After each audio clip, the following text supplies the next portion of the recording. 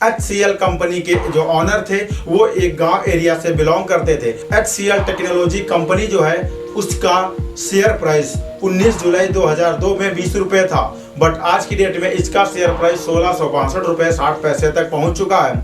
यानी कि अगर आप 19 जुलाई 2002 में इस कंपनी में मात्र 20 रुपए के शेयर भाव से 1000 शेयर खरीदते तो आपके 2000 होते। बट अगर वही आज की डेट में आप अपने 1000 शेयर 1662 रुपए 60 पैसे के हिसाब से अगर आप सेल करते तो यहाँ पर आपका 16,62,600 रुपए हो जाता। 16,60,600 रुपए आपका शुद्ध मुनाफा यहाँ से बचता है। तो आप समझ सकते हैं कितना प्रॉफिटेबल जो है शेयर मार्केट है और कितना ज्यादा पैसा देता है। बट ये रिस्क के अधीन है, तो अपने रिस्पॉन्सिबिलिटी पर और सूझबूझ के अनुसार ही इन्वेस्टमेंट करें। यहाँ पर अगर प्रॉफिट की बात करें तो अगर आप एक दिन के लिए पैसा लगाते तो आपको 67 रुपए 40 पैसे का प्रॉफिट होता। अगर आप एक वीक के लिए पैसा लगाते तो 87 रुपए का प्रॉफिट होता।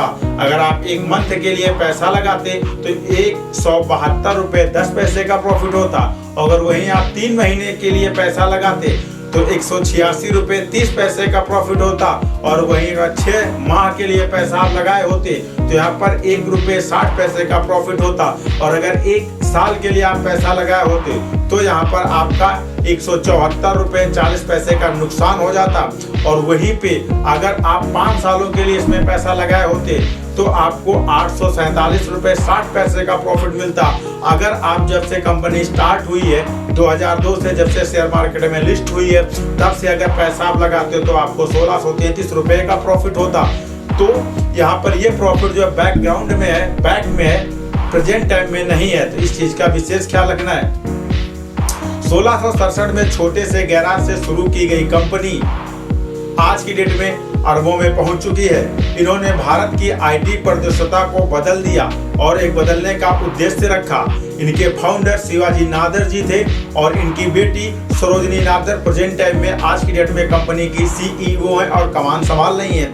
90 के दशक में सॉफ्टवेयर व आईटी सेवाओं को देश में लाने का काम इन्होंने ही किया था। 1978 में HCL का पहला कंप्यूटर HCL HC बनाया गया था, जो IMB से पहले था और सस्ता था। 60+ देशों में कंपनी काम कर रही है और लगभग 2,20,000 प्लस में कर्मचारी इनके पास हैं। पैतृक स्थान था, वो एक गांव से बिलोंग करते थे। इनका जन्म 14 जुलाई 1945 में हुआ था। इनकी प्रारंभिक शिक्षा गांव में हुई थी।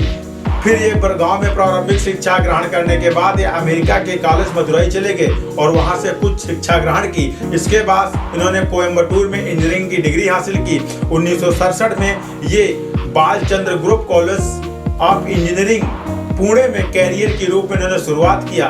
फिर इनको रियलाइज हुआ कि यार 10 से 12 हजार रुपए की नौकरी से हमारा जिंदगी नहीं कर सकता, क्योंकि उस टाइम पे इनको 10 से 12 हजार रुपए एवरी मंथ ही मिलते थे। आज की डेट में हमारा यूथ रोज नौकरी करता है, रोज डांट खाता है, एक दिन की छुट्टी के लिए लड़ता है, परेशान होता है, लेकिन उससे छुट्टी नहीं मिलती। छुट्टी मार देता है तो सैलरी कट जाती है, बट उसे एहसास नहीं होता। बट इनको एहसास हुआ तो ऐसा करता हूँ, क्यों ना अपना बिजनेस स्टार्ट करता हूँ। तो अपना बिजनेस स्टार्ट करने के लिए सबसे पहले इन्होंने जो है 1975 में माइक्रो कैंप लिमिटेड नाम की एक वेंचर शुरू किया और उस वेंचर में कुछ दोस्तों के साथ मिलकर के काम करना स्टार्ट किया। ये कंपनी कैलकुलेटर बेचती थी। फिर इन्होंने सोचा कि यार यहाँ से तो मेरा थोड़ा बहुत ही प्रॉफिट हो रहा है, अब तो हमें कुछ बड़ा करना पड़ेगा। फिर इन्होंने एक कंप्यूटर बनाने के लिए एक बड़ी सी कंपनी में अपना पैसा लगा दिया। उस टाइम IMB कंपनी भारत छोड़कर जा रही थी। बिजनेसमैन जो होता है ना, वो हमेशा अपने ब्रेन को खुला रखता है और सोचता है कहां से कौन सी चीज हमें मिल जाए जिसे मैं कैच कर लूं और उससे पैसे कमा लूं। इनका ब्रेन ओपन था और उन्होंने देखा कि IMB world of the biggest जबरदस्त कंपनी थी, जो इंडिया में अपना कंप्यूटर सेल करती थी, वो छोड़ करके जा रही थी। उसी को इन्होंने कैप्च कर लिया। क्या किया, उस टाइम का फायदा उठाया। करोड़ रुपए इन्होंने HCL कंपनी में निवेश कर दिया और उन्होंने पहला कंप्यूटर 1978 में लॉन्च कर दिया। IMB कंप्यूटर प्रतिवर्ष 5 लाख चार्ज करता था, बट उसी जगह पे HCL कंपनी ने 3 लाख पर ही वो काम कर दिखाया। 1979 में बिजनेस बढ़ाना शुरू किया और 2002 में इन्होंने जो है बिजनेस को अपने शेयर मार्केट में लिस्ट किया और 2020 में इन्होंने इस्तीफा दे करके अपनी बेटी को अपना कमांड दे दिया। मैं बता दूं, जब कभी भी आप बिजनेस करने जाओ तो वहां पर दो चीजों का विशेष ख्याल रखो। आप हमेशा क्वालिटी बेस्ट दो और सामने वाले कम रेट पे दो, आपका बिजनेस चल जाएगा। वही सिस्टम इन्होंने अप्लाई किया था। जो 5 लाख का खर्चा आ रहा था उस खर्चे को 3 लाख कर दिया और क्वालिटी बेस्ट कर दी, जिसकी वजह से ये बहुत तेजी से आगे निकल गए। अब बात कर लेते हैं इनके फंडामेंटल्स के बारे में। तो फंडामेंटल्स हम मेन कवर करेंगे। तो सबसे पहले समझते हैं रिवेन्यू, यानी कंपनी का नेटवर्क, टोटल रिवेन्यू कितना है। तो इनका रिवेन्यू जो है प्रेजेंट टाइम में 4,32,762 रुपए है। 4,32,762 करोड़ का है, रुपए का नहीं है, करोड़ का है। और डेट टू इक्विटी अगर कर्जे की बात करें तो 0.10 है कर्जा। 1% से ज्यादा नहीं हो सकता, होना चाहिए, बट इनका 10वां हिस्सा है। तो यहाँ पर ये कंपनी के लिए अच्छा होता है, अच्छा माना जाता है। साथ ही साथ अगर डिविडेंड की बात करें तो कंपनी 3.76% डिविडेंड भी देती है। बुक वैल्यू की बात करें तो 272 रुपए इनका बुक वैल्यू है। कंपनी पर किसी प्रकार की अगर प्रॉब्लम्स आती है तो 262 रुपए आपको रिटर्न में मिल जाएंगे। अब यहाँ पर समझते हैं फाइनेंशियल ईयर के बारे में। तो 2021 से लेकर 2025 तक फाइनेंशियल ईयर समझेंगे, जहां पर प्रॉफिट, रिवेन्यू और नेटवर्थ की बात की जाएगी। यहाँ पर अगर ये तीनों चीजें बढ़ते वे में तो कंपनी के लिए अच्छा है और आपके लिए भी अच्छा है। आप यहाँ पर पैसा लगा सकते हो। तो रिवेन्यू की अगर बात करते हैं तो इसका रिवेन्यू 76,306 रुपए इनका था 2021 में और 86,718 हो गया 2022 में।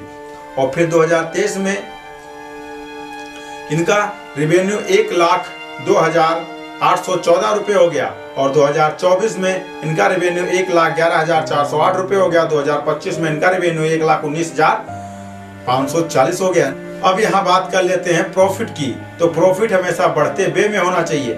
तो यहाँ पर आप देखते हैं कि प्रॉफिट इनका बढ़ते वे में है या नहीं है। तो प्रॉफिट इनका 11,169 रुपए 2021 में था और ये सारा करोड़ में है, आप ये समझिएगा। और 2022 में 13,523 करोड़ हो गया। 2023 में इनका 14,545 करोड़ और 2024 में इनका 15,710 करोड़ और 2025 में 17,399 करोड़, यानी ये भी सर्कल लगातार ऊपर ही बढ़ रहा है। नेटवर्थ की बात करें 60,082 करोड़ 2021 में और 2022 में 62,006 करोड़ और 2023 में 65,398 करोड़ और 2024 में 68,271 करोड़ और 2025 में 69,743 करोड़ का इनका नेटवर्थ, यानी नेटवर्थ भी बढ़ते हुए में है। तो यहाँ पर आप पैसा लगा सकते हो। शेयर होल्डिंग पैटर्न के बारे में बात कर लेते हैं। प्रमोटर यहाँ पर 60.8% हैं। अब बात कर लेते हैं प्रमोटर के बारे में, यानी शेयर होल्डिंग पैटर्न।